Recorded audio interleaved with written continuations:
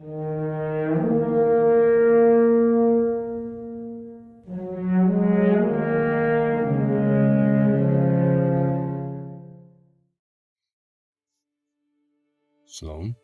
Commander Zavala's voice, distorted as if he were underwater. The chill running down Sloane's spine only adds to the sensation. She knows she has been gone for a while. For how long, she isn't sure. Shiakon's internal chronometer had glitched out shortly after Titan disappeared and took them with it. Sloane had been left to measure the passage of time by feeling it in her bones.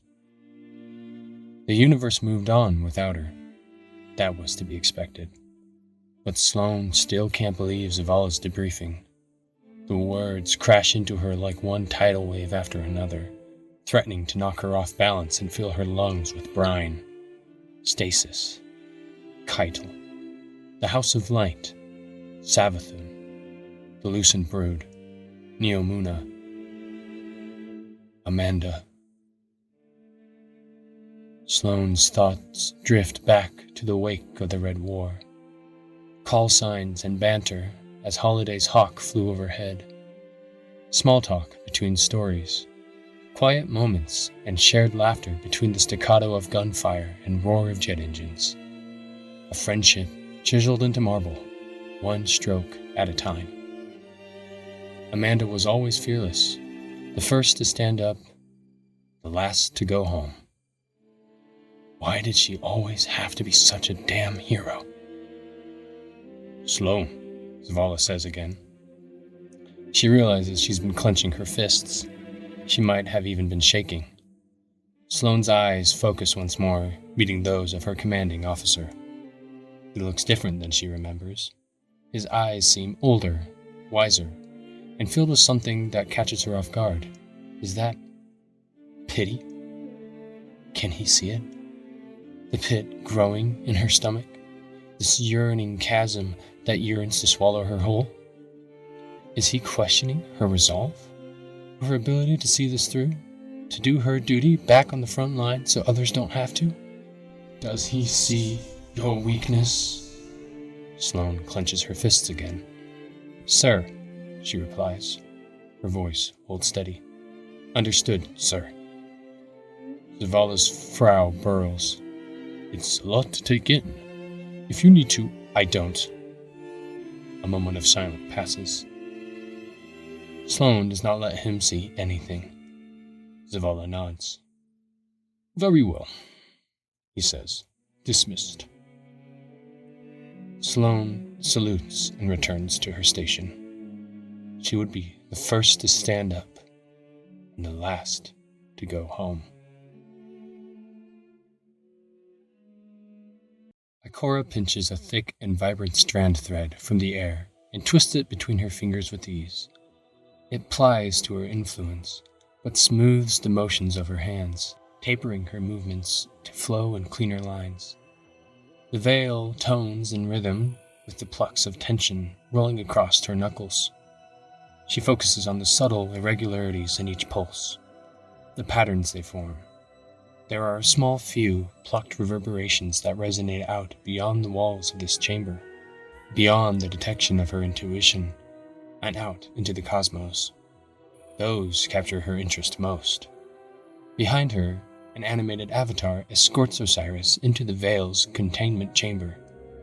They gesture him towards Ikora and bid farewell. Osiris watches the ripples play out before him and across the fabric of reality as a wave, then particles, then a wave again. He feels it brush over him. He steps with the cadence of each pulse sent rippling from Ikora's plucking knuckles, basking in Strand's energizing rhythm, feeling whole again. It's stronger, the veil's signature. Ikora's voice carries a hint of learned suspicion. Ever since we recovered Titan. That is to be expected, Osiris retorts, now within the weave of droning strands surrounding the veil. The room around them trembles. When Titan was torn back, the veil took notice. It seems to recognize Titan's arrival. Ikora tightens her grip on the strand thread. We have the veil. Our ghosts. What are we missing? If we decipher the connection between Titan and the Veil, that connection might be what we need to follow the witness. What of the worm? Osiris asks skeptically. Sloane believes she is our best chance. You taught me the value of a backup plan. Ikora gives him a stern look. Titan, Savathun's throne world. Every place we've found egregore. I haven't found the exact thread yet, but pull one and they'll all seem to spin back to Neomuna, to the Veil. You're getting ahead of yourself, following some of my less favorable tendencies. Nimbus says we must flow to understand strand. Perhaps it is the same with the Veil. Osiris moves beside Ikora and reaches up, palm parallel to the threads drawn taut from Ikora's braid of strand. Sol remembered Titan, in a way. The Veil signaled spite when Titan returned from memory to reality, when the rhythm of the solar system had been restored to order. Osiris drops his hand and looks to Ikora. Perhaps we must simply find the rhythm before we are able to interpret the beats within it. And once we do, then we should be able to reverse the process, she replies. Ikora releases the thread and tracks the rippling points of connection that travel outward along the fabric-like strands of existence to the walls of the containment enclosure. We're too late in the game for something to mean nothing. It has to connect. Ikora sighs, then turns to Osiris. Your flair for educating others is returning, though I bet some would say you never lost it, she smiles. Osiris smirks. Come, walk with me. We will discuss this unifying theory of yours. A soft, simulated whisper echoes through the workshop as Archie rests his head on Anna's shoulder. They sit together in front of the harness holding up Rasputin's erstwhile exoframe, a lifeless effigy of cables and steel. I know, buddy, Anna says quietly. I miss him too. After Rasputin's sacrifice, Anna had arranged for the exoframe to be transferred from the helm to her workspace in the tower. At the time, she had told herself that keeping the frame in storage would have been a waste, that its technological advancements could prove useful to other exos in the future. Honestly, though, she simply wasn't ready to let go. Nevertheless, she signed herself up for a new task, and what better way to cope with grief than by staying busy? So she had made good on her word, tinkering with the frame to reverse engineer its more convoluted components. That was until she heard that Titan, like Mars before it, had suddenly reappeared, and Sloane along with it. A warrior in need of a war, a weapon in search of a target, not unlike the war mine. The thought kept Anna from fully burying herself in her work. For now, she wraps her arms around Archie as her thoughts drift to all the detritus left in Rasputin's wake. Rasputin had assembled an arsenal of unfathomable scale. Revenants from thousands of warsats strewn across the solar system, prototype weaponry never to be completed, stratagems and simulations forever forgotten. And yet, sitting here in the shadow of his sacrifice, Anna finds that she wants to remember him by the one thing not built for war. A canine AI created for no other purpose than companionship. One that has made a home for himself in the tower, greeting everyone he meets on his daily walks. In the end, Rasputin's legacy was not the war he waged, but the lives he sought to protect. The notion brings a smile to Anna's lips. It's what distinguished him from Sivu Arath, and Anna hopes that Sloane can realize the same holds true for her. Anna looks to the exoframe one last time before raising to her feet and pats the dog on his head. He happily wags his tail in response. Come on, Archie, she says as she reaches for her comms unit. Let's go for a walk. Eris lets her eyes wander over the interior of the derelict, wondering if Drifter had hastily tidied it before her arrival. Unprecedented, but he could still surprise her. They sat together as they always did when she came to speak to him face to face. Drifter sighed and shook his head, flicking his coin absently between his fingers. "Sloane's in a bad way," he said. Eris nodded. "And you believe my speaking to her will be beneficial?" she replied. Drifter shrugged. "Helped a few people already, didn't it?" Eris considered this. "It should be you," she finally answered. Drifter laughed at this, but fell silent when her expression remained unchanged. "Me?" His confusion was genuine. "Why would she trust me?" "Trust is built, Drifter," Eris said, "and you have taken the first step." He was pensive. The movement of the coin over his knuckles stopped. She continued. "I have found," she said, her words measured, "that one is grounded by honesty, not only in oneself, but with those around you." He breathed a slow, hard breath. "I don't know if I can," he said, his voice small. "Yes, honesty is supplication," Eris said. "We ask to be seen. We are made vulnerable, but it is necessary to be treated with care." Her explanation was met with one of his rasping chuckles. Drifter leaned back in his seat, arms crossed. He held his coin tightly between a thumb and forefinger. "You always make something so easy sound so freaky, Moondust," he said. Eris ignored this. "Tell her what you told me," she said more simply. "The Deputy Commander's trust will not come without reciprocity." Drifter fell quiet, looking down. She could hear his breath and see the strange shiver of his fingers where he clutched the coin. Eris reached out and placed a hand on his arm. He was tense to trembling, but her touch was light, quiet, comforting. He placed his hand over her own. "You know, some days I still wake up scared," Drifter said softly. "Even when I can't remember my dreams." "That is what it is to survive." There was a gentleness to Eris's voice. He nodded, then looked up and met her gaze. "Hey," Drifter said. "You found that joy yet?" "Soon," Eris answered. "Joy is built. But I have taken the first step." Drifter withdrew his hand. After a moment, she did too. Eris stood, and Drifter's eyes followed her out. "Consider my counsel, Germain." She knew he would. Drifter let the silence linger. "That's not my name." "That is what you let them call you." It was a small link to his past, a link to a life he had picked for himself. He nodded slowly, holding her gaze. He would let her call him that too. I don't know what I expected. Zavala sits down a datapad on his desk, watching Ikora pace back and forth across his office.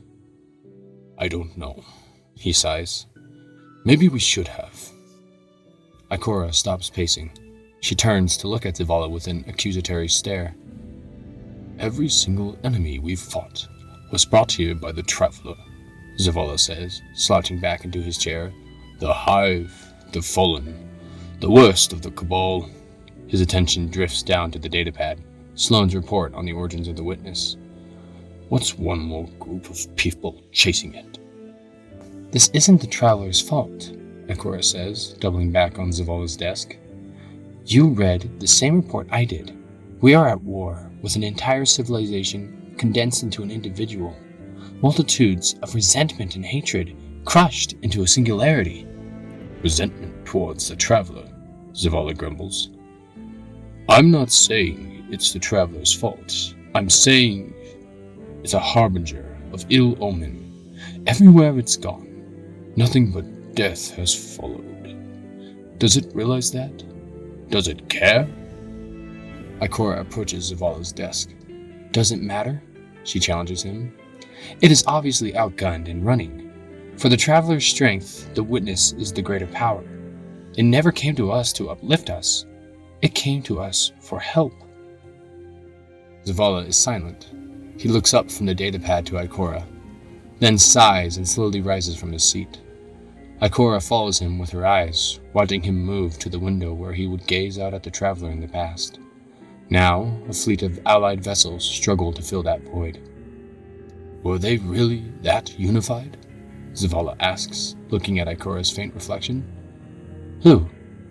The witness's people. Zavala stares past Ikora's reflection to the city. Were they truly of one mind, united in a desire to become this thing? Or were they forced, compelled into action by the guidance of a few? She can feel the doubt in his words. Not in his wonderings about the witness's origins, but in the vanguard, and what he sees as a parallel. Ikora steps to Zavala's side, briefly touching his elbow. We'd never become that, she says softly. Not in all of Elsie's journeys throughout time, not in any hypothetical future. We stand together because we believe that what we're doing is right. Zavala interjects, looking Ikora in the eye. She sighs, turning to face the window. Her shoulders sag, and she is lost in the details of the cityscape. I don't know what I expected either, Zavala says. But you're right. It wasn't this. Xivu Arath's claws wrap around a hiltless, slender, Vanta-black blade impaled into the spine of a prostrated knight, whose own sword clatters to the ground, inches from its grip. Defeated. She twists her blade, and the knight's roars echo within the dreadnought. Xivu's will soar through the ascendant plane and across the barrier between the world and the next to find communion with the witness. Within a distant hollow, they converse. They resist. The witness's many voices cascade over each other. Like wounded prey, all tire in time. If they do not. Xivu Arath sees the hidden thrusts of its question. She knows it doubts her, but does not understand why. No matter the outcome, they stand at the precipice of the final shape.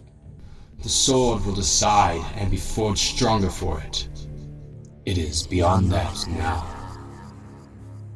She does not want to fall before the end. She is so close now. She saw her past failures as blood penance, paid for strength. Notches where blades and light met her carapace were legends given form. But it is not hers to decide, nor the witnesses. The logic is a perfect, deterministic sequence of causality, built into the experience of conscious existence. None can usurp it. Struggle within the finite is eternal. To deny the blade is heresy. Her sister's words played in her thoughts like fingertips plucking dissonant chords. The witness enters the solace of Xivu's mind, her inner throne, a salt-flat silver extending eternally into the darkness. Armaments of all fashions sleep, partially seathed beneath the cracks of a battlefield, where there is no place to run. And from its gaze, there is no place to run. They hold the worm. They will pursue her knowledge. The words echo throughout the desolate realm. The final shape remains to be hewn, that I may wield it, glorious against the sky, not as you are, weakened by defeat. The echoes slither over her mind, but find little purchase. There is laughter like screaming fear. Meager victories of no consequence, blurred battles lost within my greater war. No victory is of no consequence. They scheme. War is fed, regardless. The sky can grant no passage. That time will soon come to an end. Show her your love, Zero. She is alone again, her blade buried in spent ash.